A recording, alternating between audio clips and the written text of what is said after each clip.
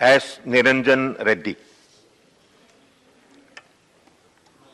Thank you, sir.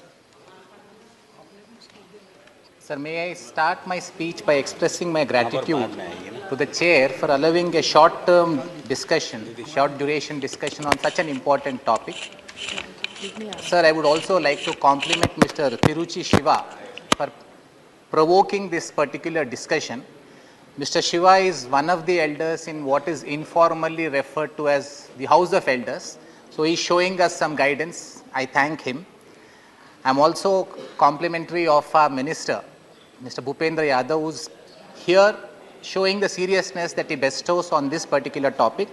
It's also greatly comforting, sir, that we have such an efficient minister who is shepherding India through these difficult times, taking care of our environmental interests. I'm also satisfied, sir, that the winter session of this House started with discussions on two important environmental bills, Wildlife Protection Act and the Energy Conservation Act. Maybe the winter chill and the bad air that comes with it is possibly setting the stage for us to discuss these environmental issues. Sir, I represent the state of Andhra Pradesh, which is particularly vulnerable. Like India as a country itself is more vulnerable to global warming. Andhra Pradesh state, sir, has 975 kilometers of coastline, which is the second largest, and it is on the eastern coast, which is now believed to be at greater risk of global warming than the west coast. We also have three major cities, Visakhapatnam, Kakinada and Machilipatnam, which have been found to be the first of the cities that may be affected by global warming. It is also a largely farming state, sir, and one of the perils of global warming has been the alteration in food crop patterns, the reduction in the crop growth output. So these are matters of great concern for the state as it is for the country.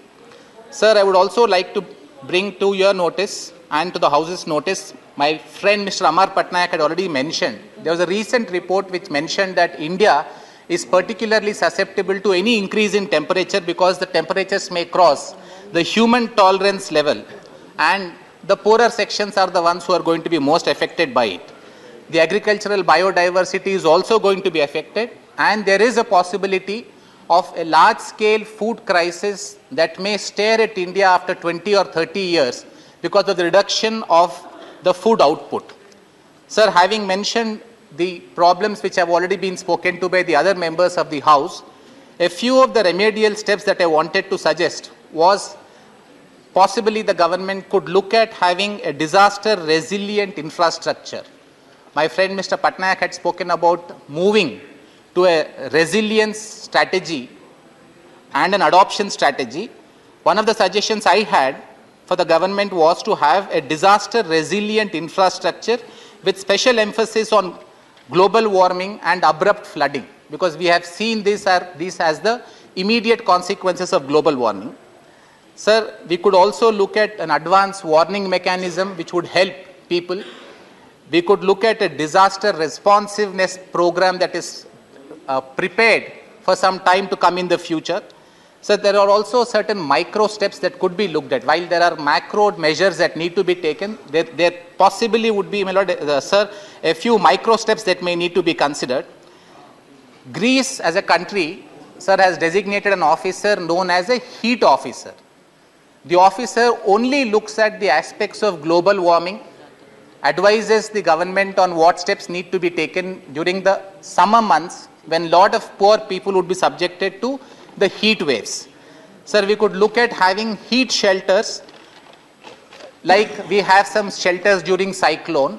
When we see summer months that are approaching and we see that it's the poorer sections that are going to be most affected, a heat shelter that is prepared well in advance, which could deal with that the few heat days in particular regions when the heat waves cross, could be one of the suggestions I have. Sir, I have another suggestion.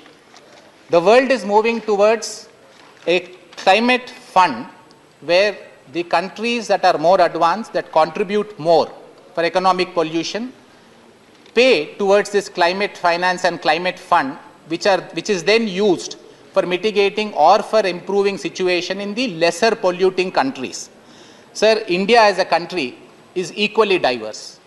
Some states are much more developed, they have much more higher levels of industrialization, they have much more levels of revenue collection, tax collection, they are therefore much more richer, so to say, and they are also contributing more to the economic pollution and the warming within India. What India, one of the ministers from the last speech when we spoke on energy conservation bill, hearteningly told us that per capita contribution of India is only 1/3. While it is salutary and India would try to maintain that, I am only saying that if there has to be a climate fund or a climate amount that may have to be collected by the government for addressing these issues, possibly we could look at the world situation where the more polluting and the richer states contribute a little more so that the money could be then used for offsetting these effects in the other places.